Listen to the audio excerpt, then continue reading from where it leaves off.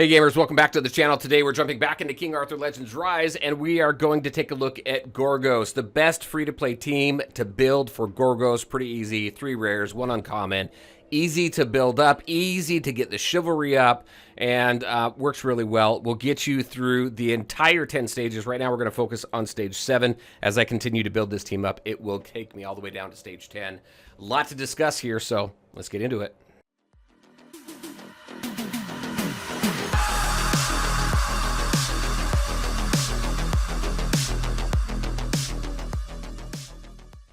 All right, and welcome back. So this is my second video for Gorgos. The first video I put together, if you haven't seen it, I'll put a link up to it over here. It's more of an advanced team. It's a 3-hero team.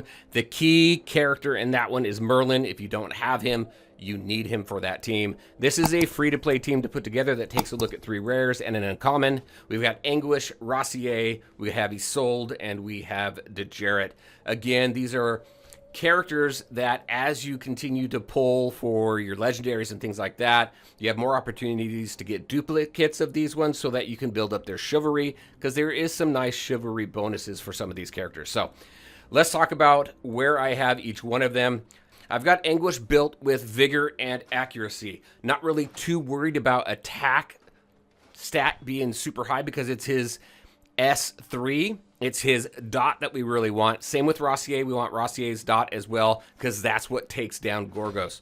So again, I have vigor and I have accuracy. If we take a look at my stats right here, 66% accuracy. As you continue to get to the harder levels, you do want to continue to build that up. Over 50% is pretty reliable, but once you get to like 8, 9, and 10, you want to continue to get that up a little higher.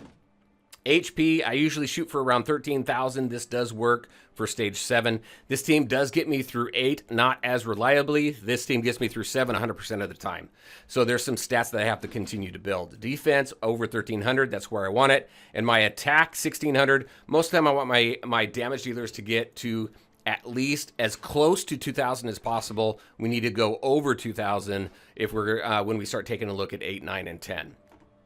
All right, so that's where they land there. Now, when we take a look at some of the substats, HP obviously is key. You also want to take a look at the effect accuracy stat as well.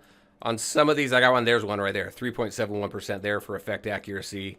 Not one on that one. This belt right here, though, 21%. That is nice. It's one of my favorite belts here. Speed also pretty good at 118. I do want to have that as high as I can get it, but it's not the main focus for him. It's really the effect accuracy. We want the vigor because we're using his S3 all the time.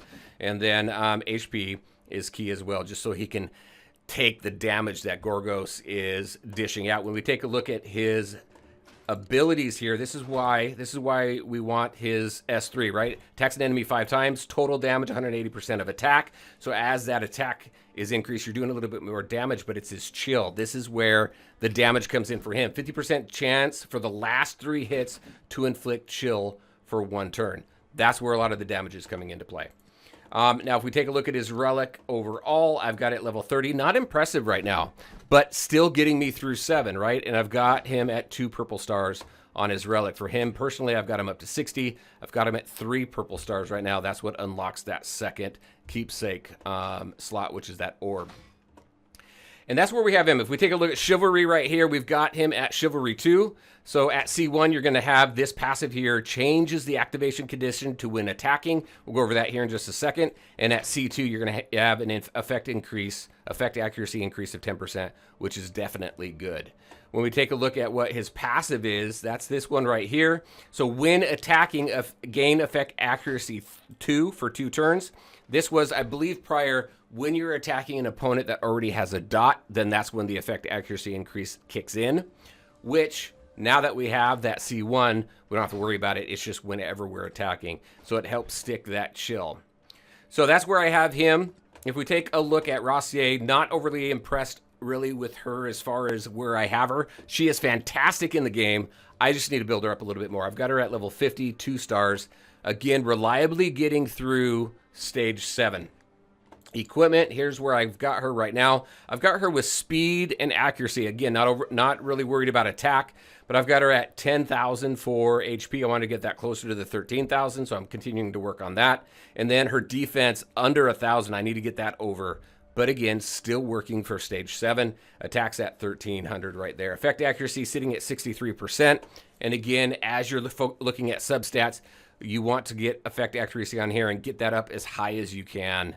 And then HP for her as well. So we've got some HP on some of these stats.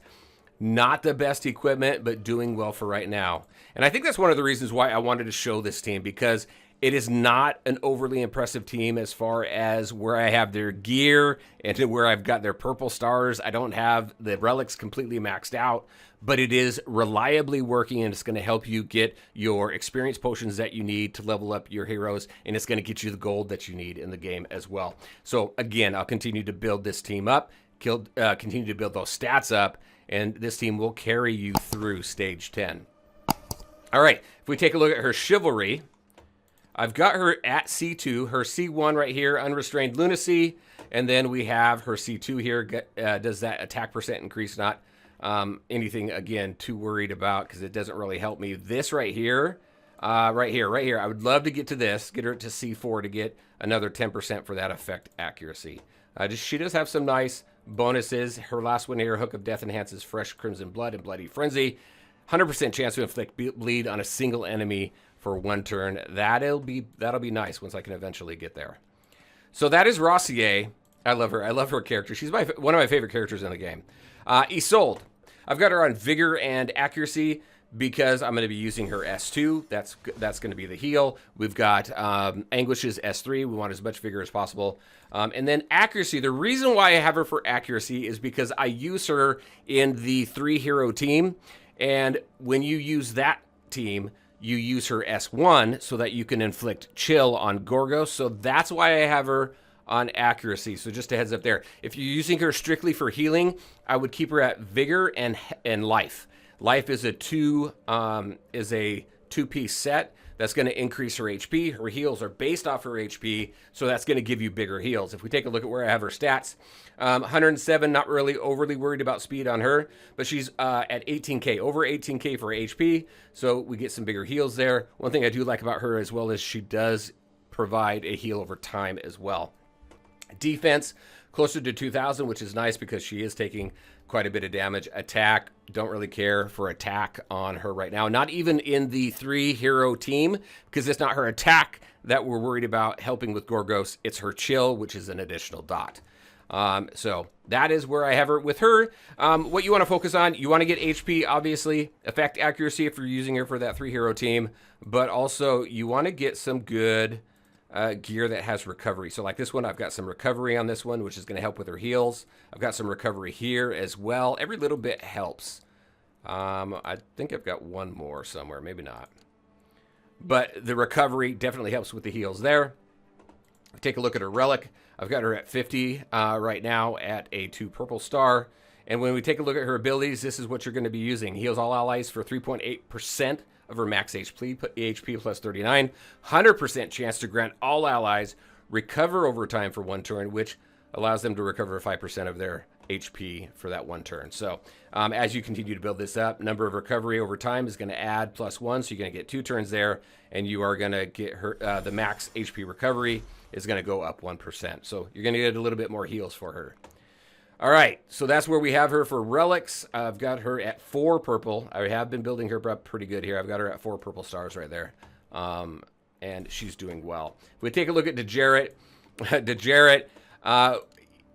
you don't need much for him. You just need him to survive, and we'll go over what you need for him. I've got him in all defense gear. You don't need effect accuracy or anything like that. So you want defense and HP. That's really what I'm looking for with this guy, just to get his health up there, help him to last through the fights, which he does.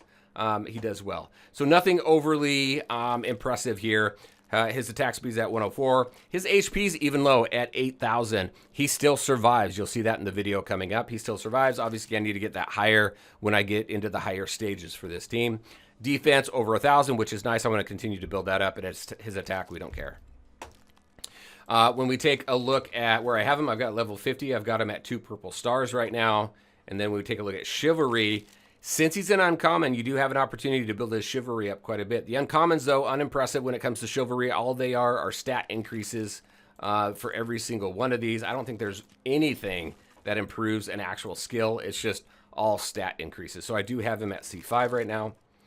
And then if we take a look at his ability, this is right here. This is the only one that you're going to be using for him. It removes a dot from all allies. It grants all allies critical strike rate increase, which obviously we don't care because it's the dots that we care about.